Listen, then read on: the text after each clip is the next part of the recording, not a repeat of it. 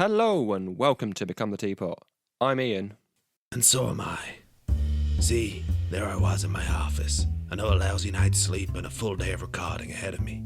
I pour myself 3 fingers and settle in for the long haul, unawares that things were about to get real messy. What are you doing? Iain, my co-host, a tall drink of Harry water. We started this podcast together to get him to read more of the funny pages. Ones that those bigwigs up in Tinseltown had put up on the silver screen. Who are you talking to? But little did I know that he had a bomb to drop, and it was about to explode.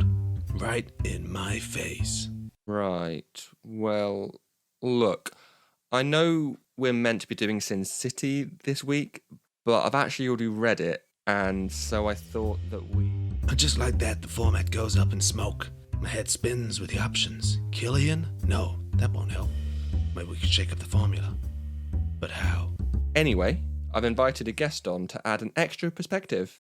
Say hi, Luke. Hi, Luke.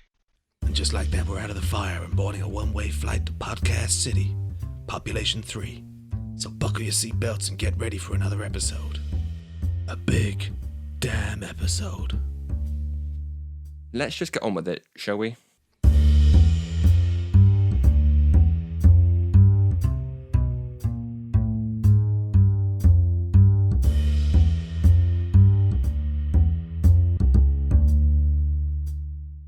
So, Luke, welcome to the show. You all right? How's it going? I'm all good. Thank you for having me. Really nice of you to invite me on. No problem. We've been aiming to get a few more guests on, and as we said in the intro, Iain has already read Sin City, so we thought another perspective might be interesting. Yeah, this is actually one of the ones that I read. It's one of the few.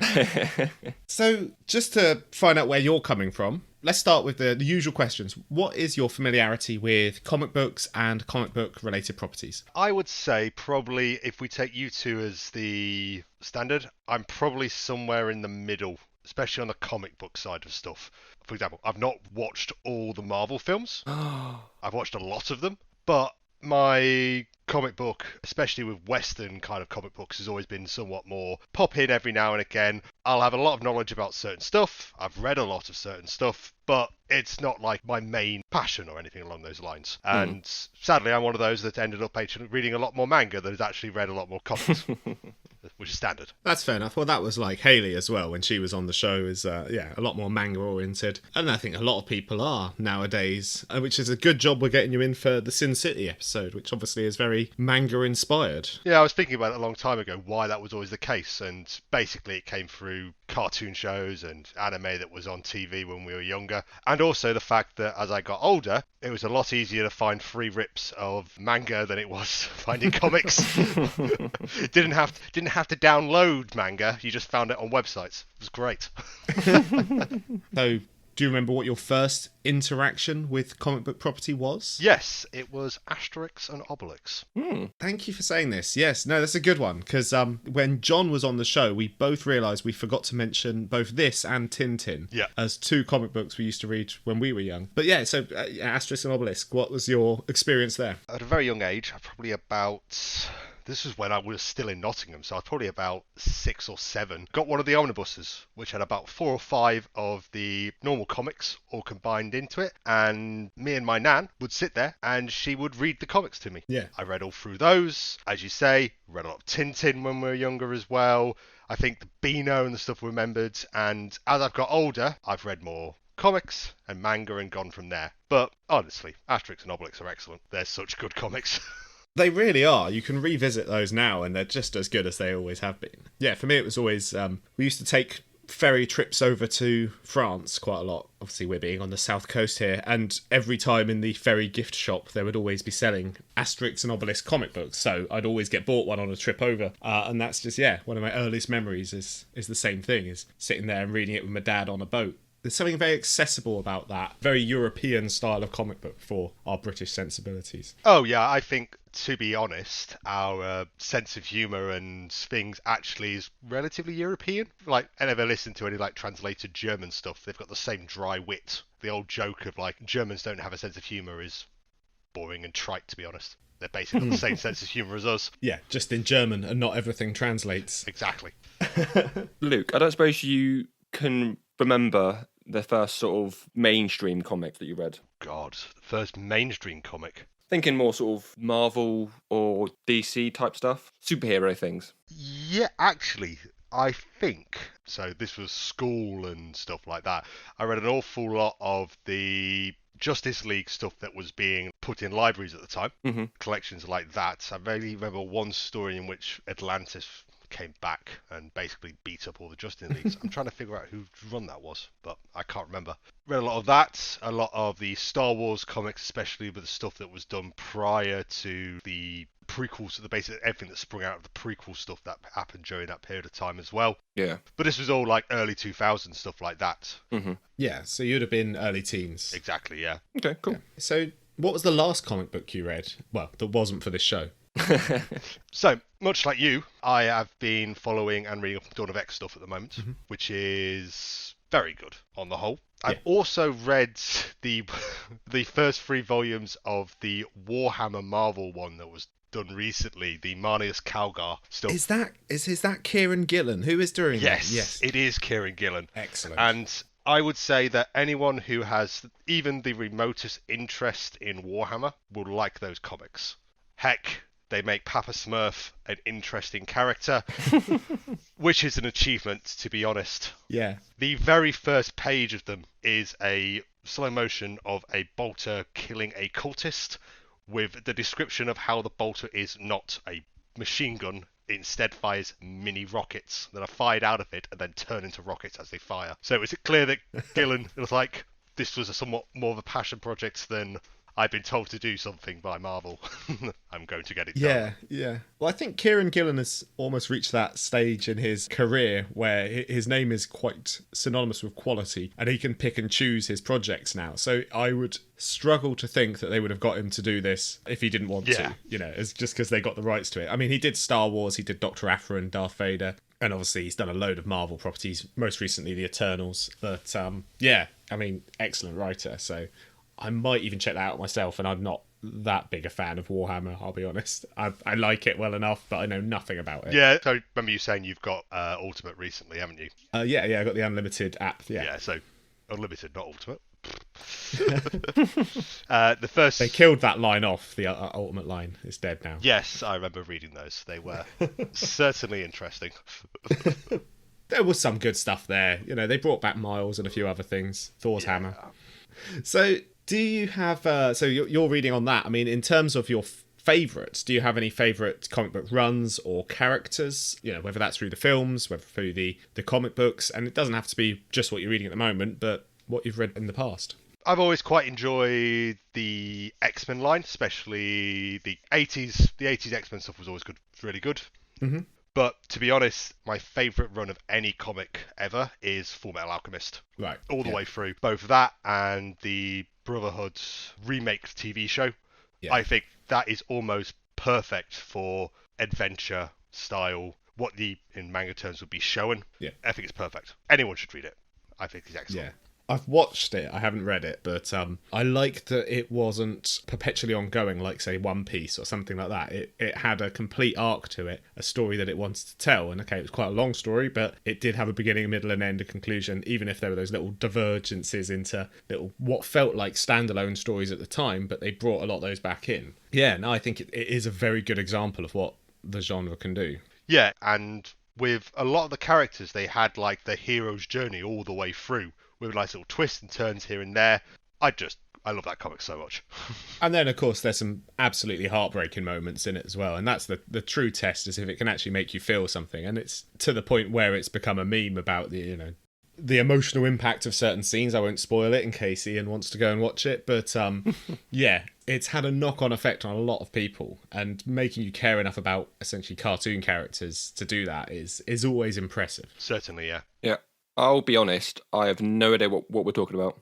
Fullmetal Alchemist. It's what he said earlier. Yeah, no, I heard him, but I've not heard about it. Okay. It's very good. You should check it out. Brotherhood. I think it's Fullmetal Alchemist Brotherhood. That was the full title, wasn't it? Yeah, that is exactly like we're going to be chatting on later, pretty much follows the manga all the way through. Yeah. There's little variations here and there, certain scenes are taken out, but it is pretty much a translation of the comic into a video format. Okay, cool. It's good. You should watch it. I think it's on Netflix as well. Cool. Okay. Well, I think that gives us a pretty good idea of where you're coming from in terms of comic books. Shall we go into our discussion about Sin City? Sounds like a good idea to me. Yeah, let's do it. So, Luke, as you're our guest, we'll start with you. What are your thoughts on Sin City? I've got to say, it's been a while since I've read/watched Sin City, Same here. and I kind of feel that it does kind of hold up to the way I used to think about it. Sure, it's pretty violent, over the top, but it is quite entertaining. It was like, I didn't feel like I wasted my time. Yeah, true. Always a good thing. I think this is one of the ones, the older films that we've gone back to watch, that does hold up. Well, it's only 2005. It's not that old. It's a pretty long time ago, mate. 15 years. Yeah. All right, but in the history of cinema, Well, this might be one of the oldish films we've gone back to watch. it may be. Yeah, I think most of them, the X-Men films probably were around 2000. Yeah. But it's possibly one of the older ones. But yeah, I mean, so generally, you think it holds up? You enjoyed it as much as you did the first time around?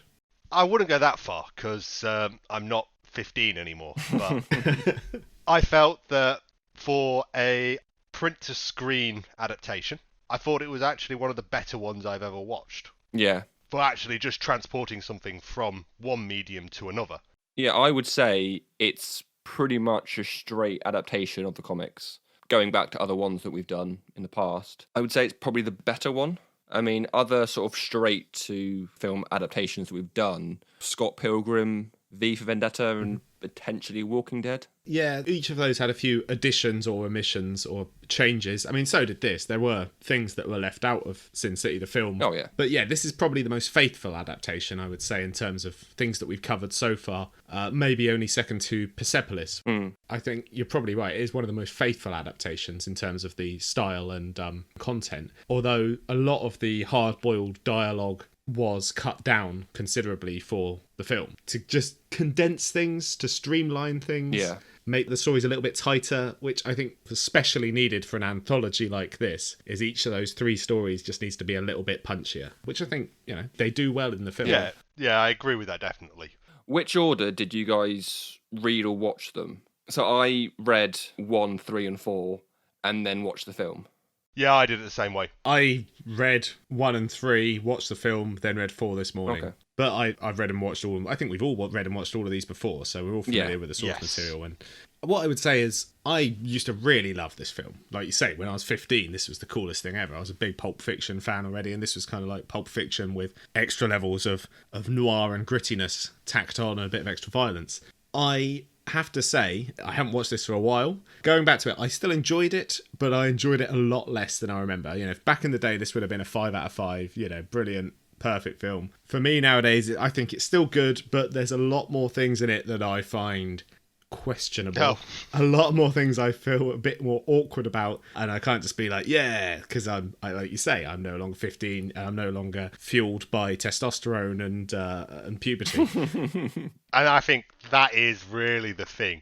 I can sit back at it now and look back and go, actually, for what it is, that's fine. And accept the fact that it is nonsense 90% of the time, and over-the-top nonsense at that. Yeah, I mean, that's it. The comics and the film are massively over the top. They are hard-boiled with a capital H, and they are deliberately so. You know, there's no attempt to paint this as a real world. The feats that these characters are doing, I think probably my larger problem from that stems from my knowledge of Frank Miller's other work, is the idea that I can suspend belief and say, if we're charitable, we can argue that it's the characters saying some of these things and treating women in these ways or whatever it is. The problem then becomes when you read more of Frank Miller's work and you see it as a regular motif in pretty much all of the stuff he produces, you start to think, okay, or maybe this is actually a problem with the writer as opposed to him trying to write gritty noir characters. Yeah, you touched on that when we were talking about Batman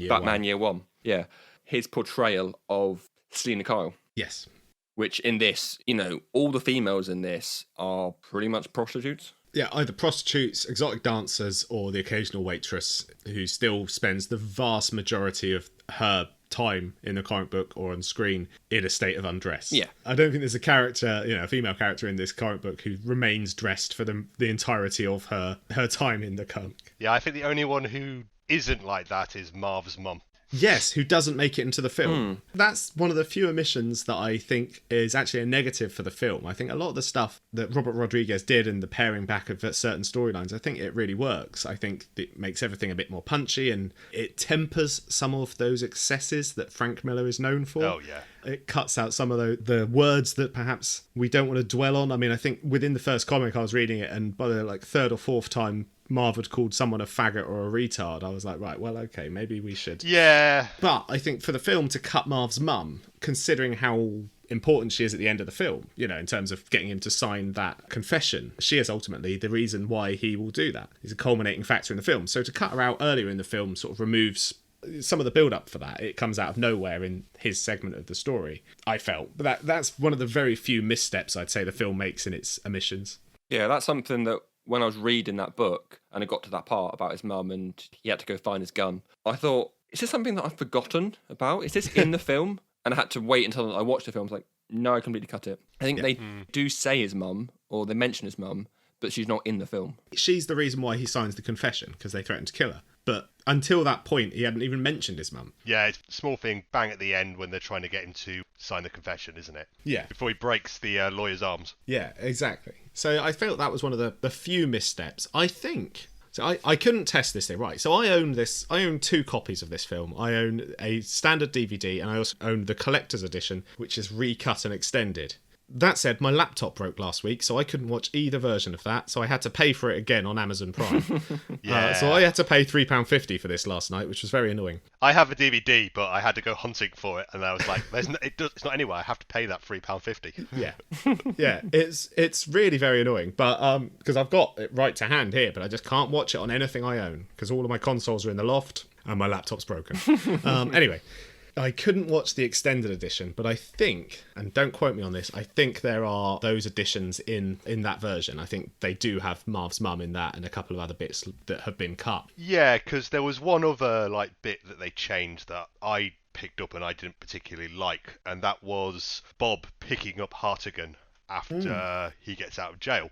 Because I quite liked the fact that Mort, who's in some of the other comics, still believed in Hartigan despite the slander and the framing that was done, and I like the fact that he still had people who would fight for him. Yeah. It going back and it being his betrayed partner, being the one who picked him up. It's a nice touch, but I thought it took away from what was there originally. I get why they did it, because it reduces the amount of characters you've got to introduce to the audience. Exactly. But yeah, I agree. I think it's a strange... But then it also cut the other people who came to visit him in the hospital. So his wife and the additional police and his lawyer, all these other people who came to visit him. And then Lucille as well, yeah. They cut all of that. And I think the idea was to make it seem more like he was on his own. He was completely isolated except for him and Nancy.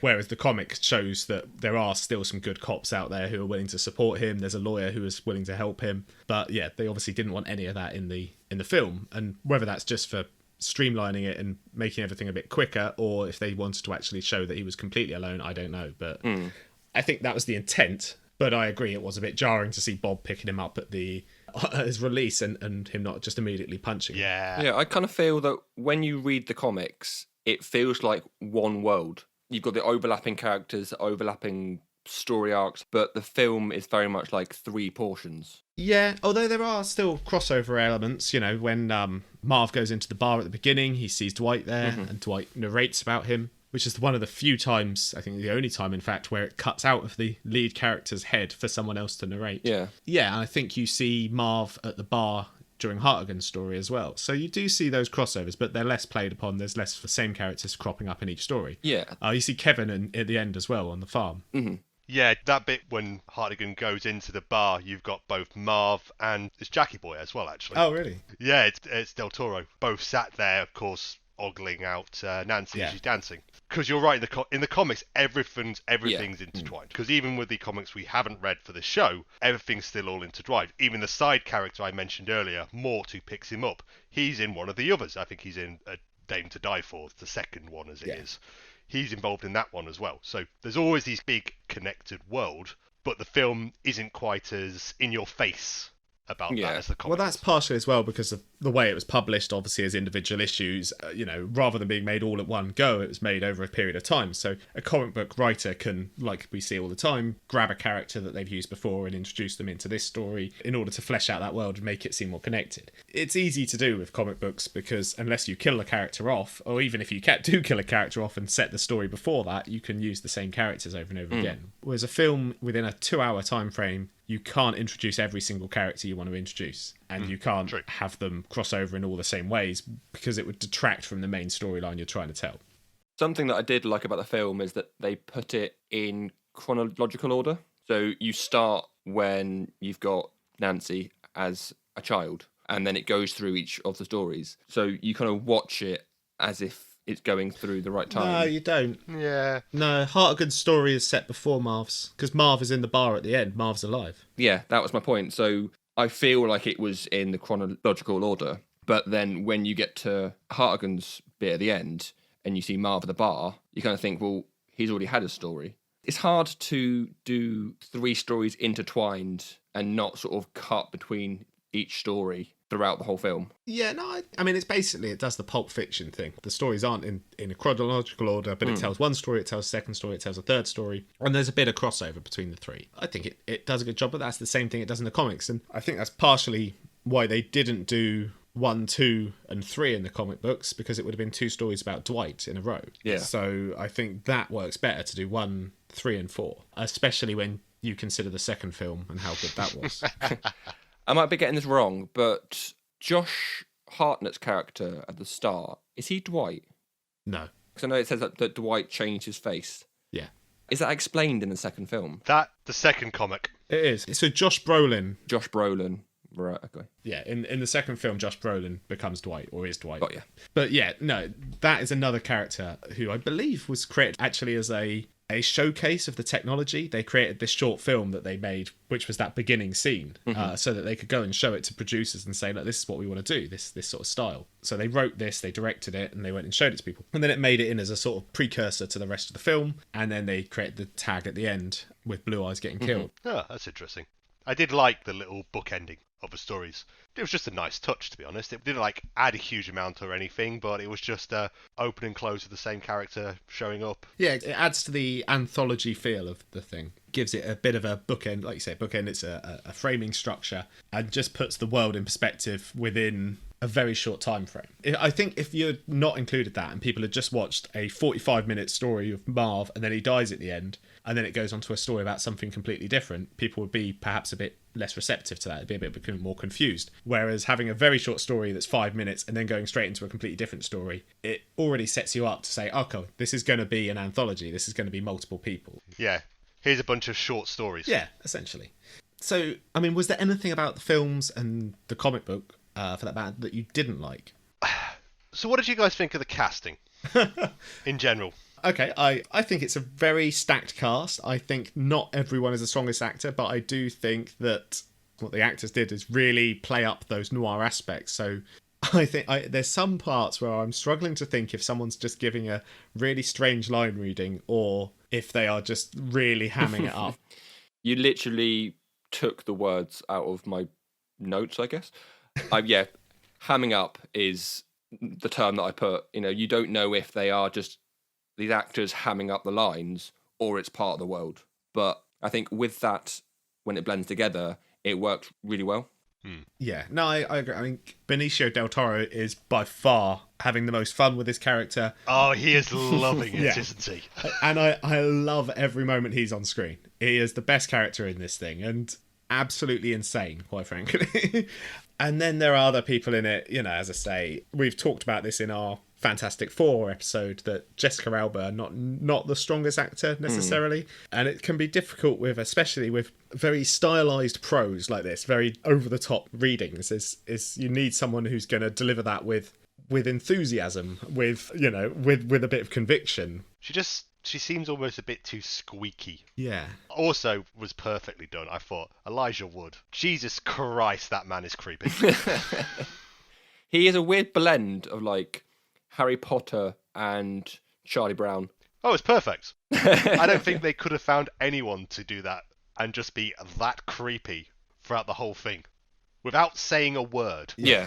I think he's one of 2 characters that doesn't speak. The other one is one of the girls, Mino, I think it is. Little Miho, yeah. I don't think she speaks the entire film. Yeah, she does. Well, that plays into some rather unfortunate silent Asian tropes that exist in Hollywood, where you have a deadly assassin of Asian origin who will not say any words at all. Will just be there, usually holding a samurai sword.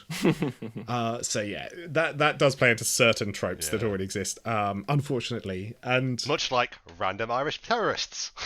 yes, yeah, the IRA turning up.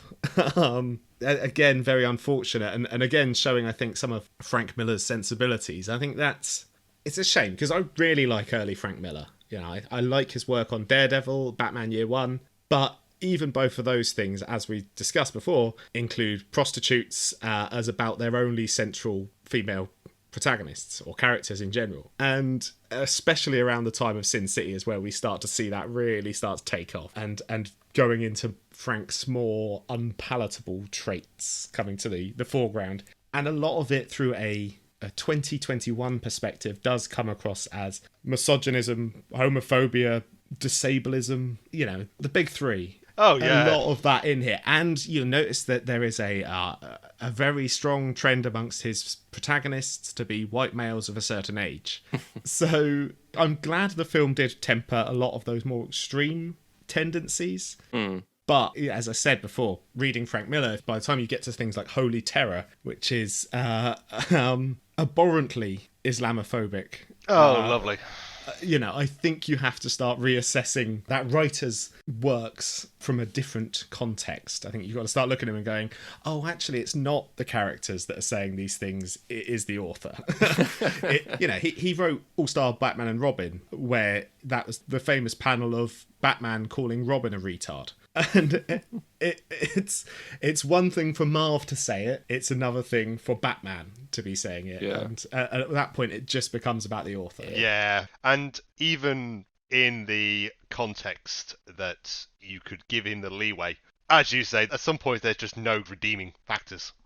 Because every single woman, apart from Marv's mum, is a prostitute. Yeah. They're all prostitutes, or they're all half naked. None of them, again, because we got 3 white male protagonists, none of them have any agency whatsoever. I did find Frankie Boy's friend, the one black friend in that, to be drawn and vocalized as somewhat of a stereotype as well.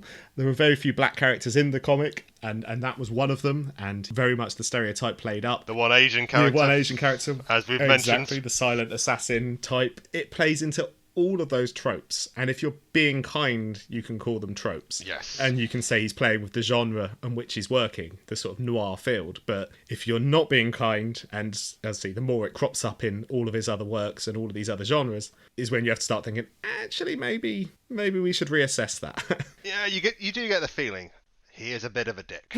Yes.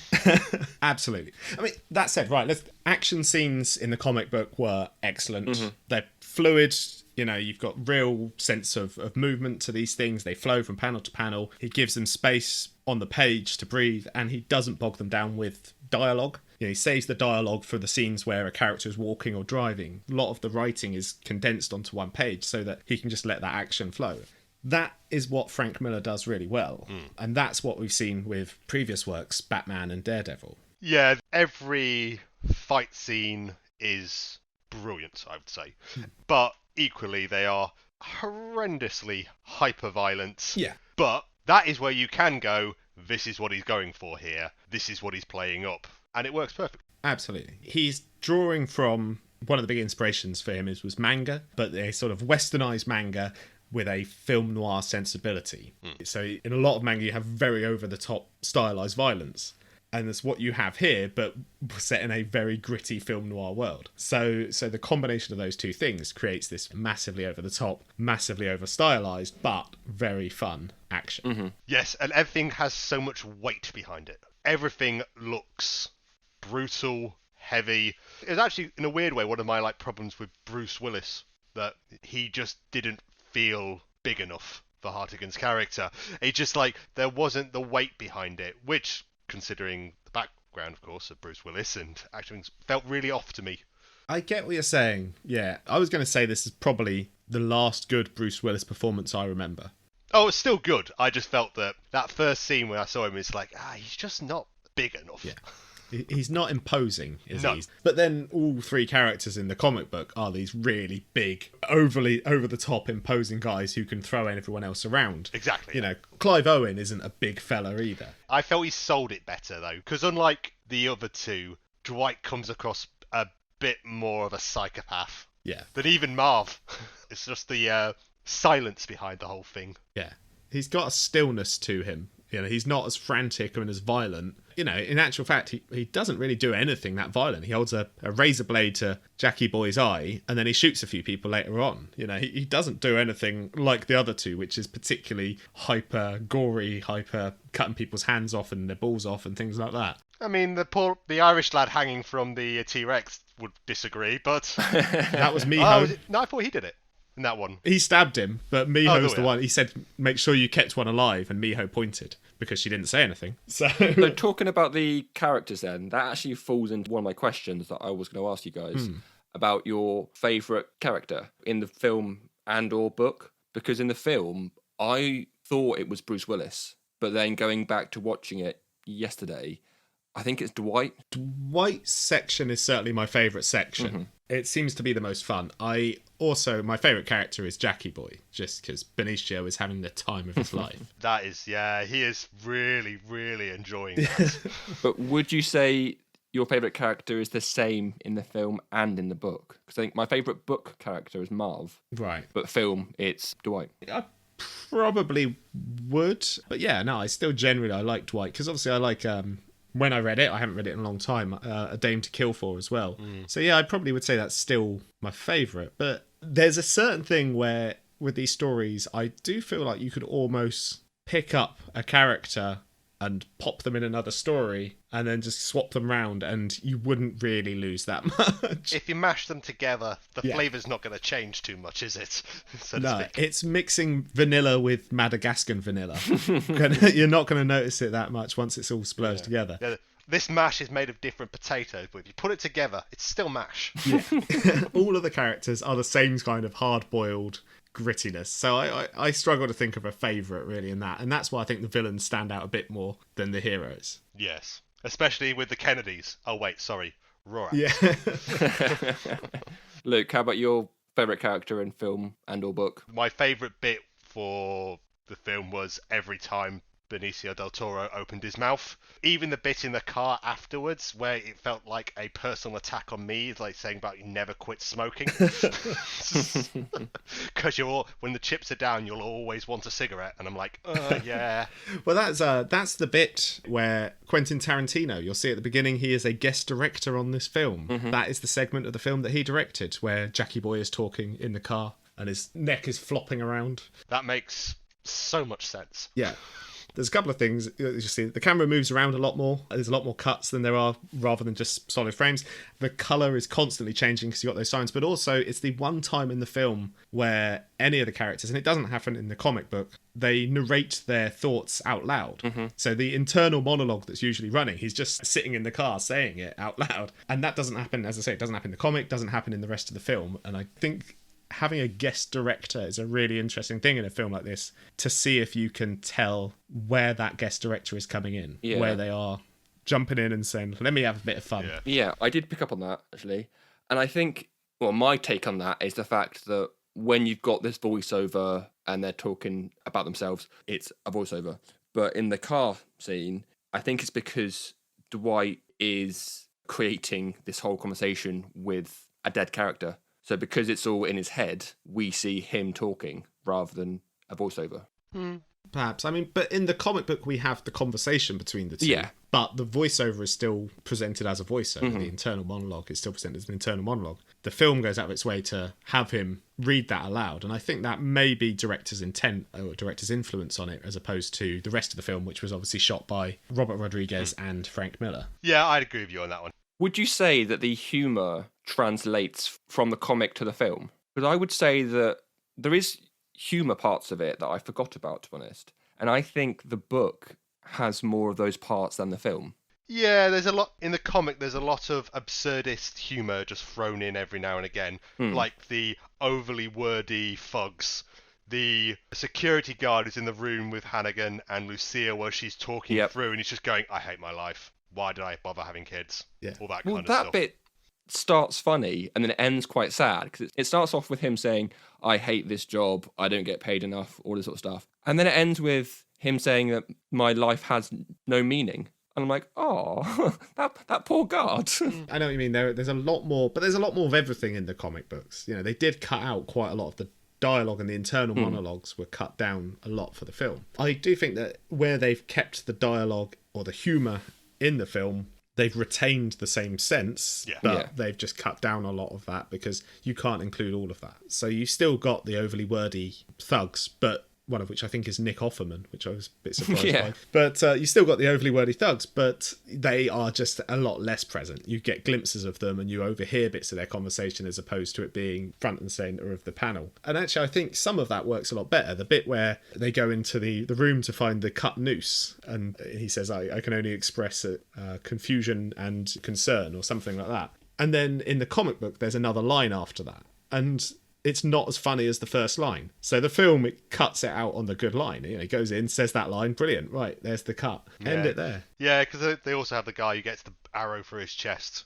and he has like multiple bits in the comic going on. Yeah. In reality, it's just like, oh.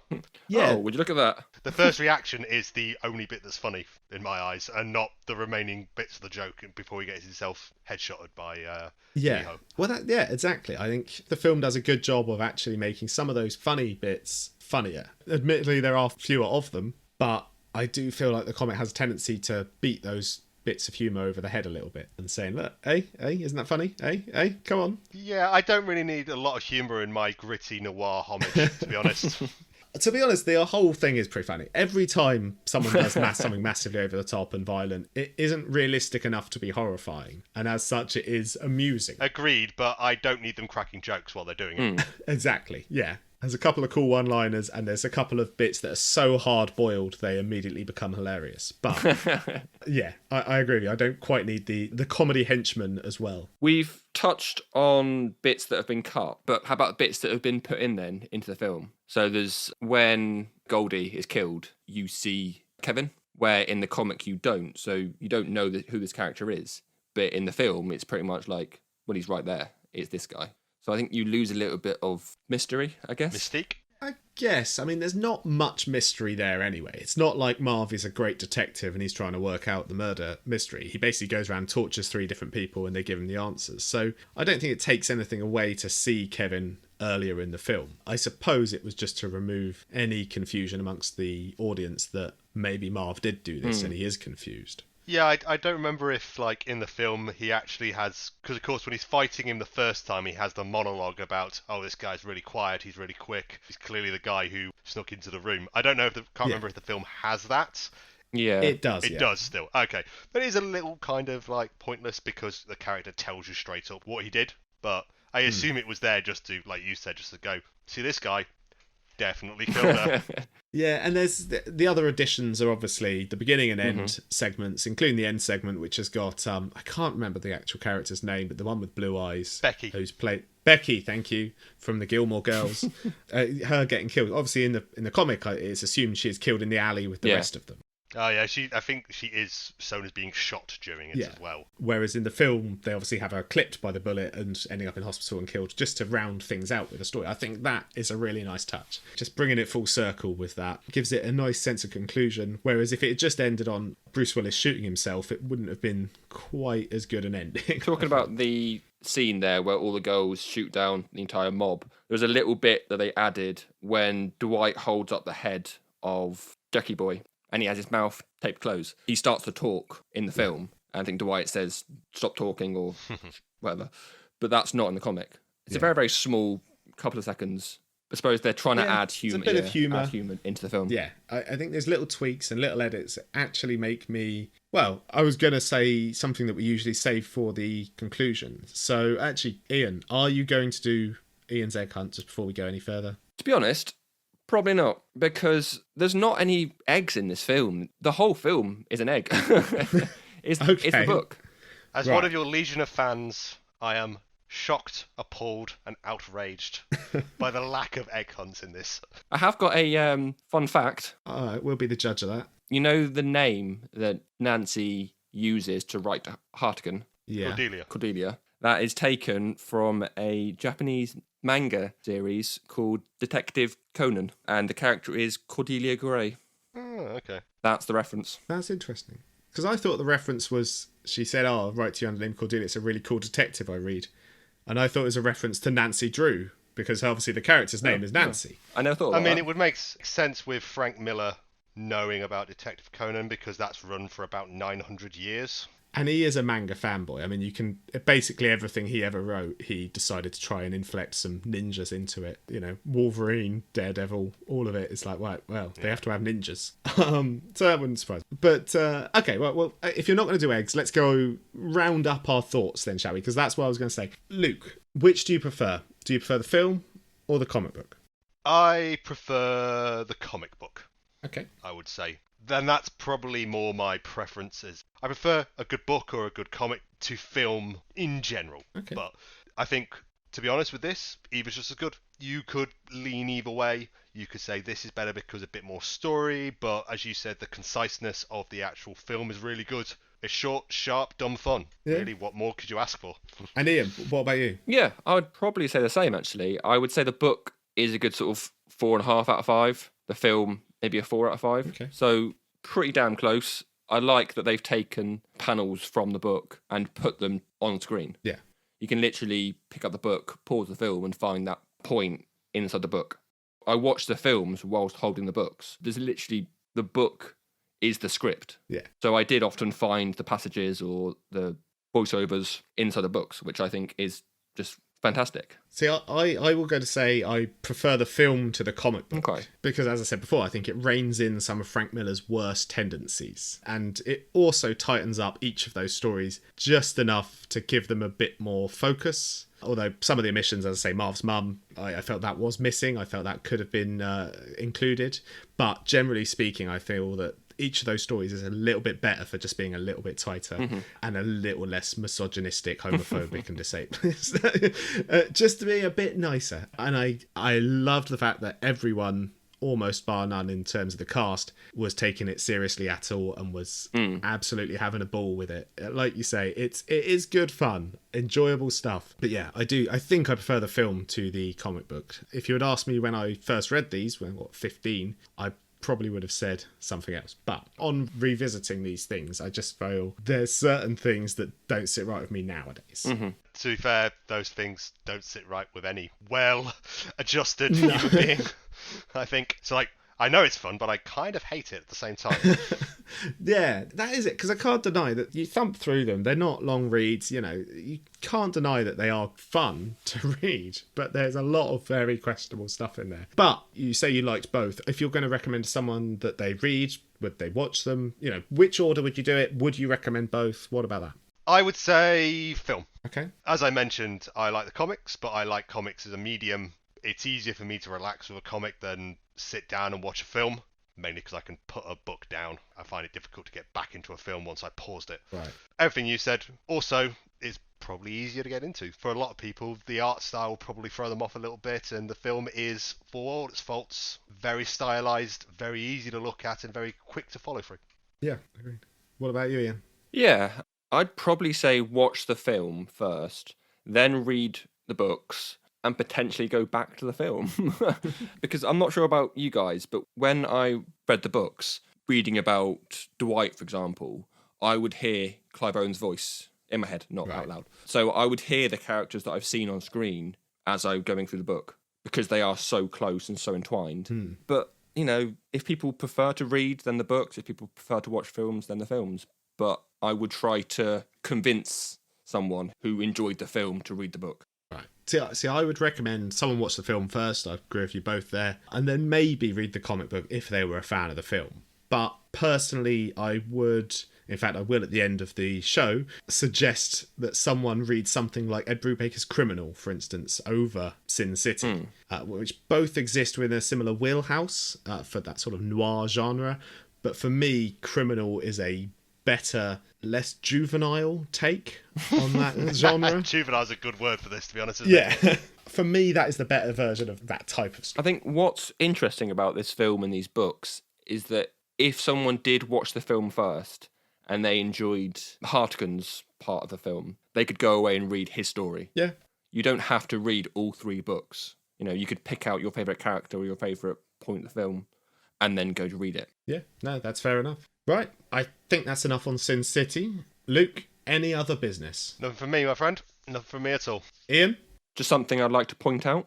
I didn't realise that the film was sponsored by Converse, because there are 2 characters that wear Converse in this film. And because they're in colour rather than black and white, it really points it out.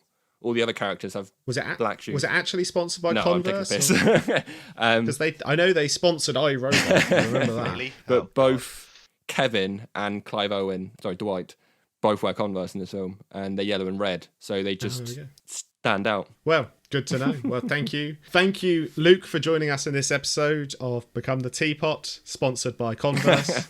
Well, thank you for having me. Been a pleasure to be on. No, it was very good. Thank you for helping us out. That's all for us. Thank you again to Luke, and thank you all for listening.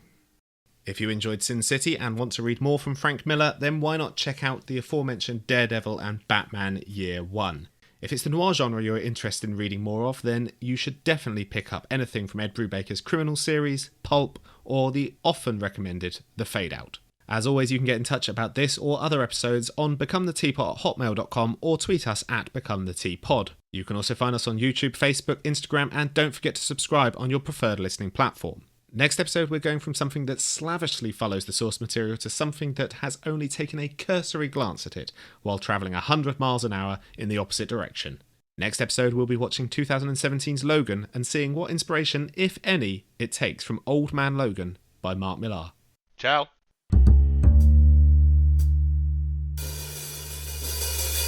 Nice. Cool. Call it there. Oh, before you hit stop, if you could just say hi, Luke. Hi, Luke. Cool. Thanks.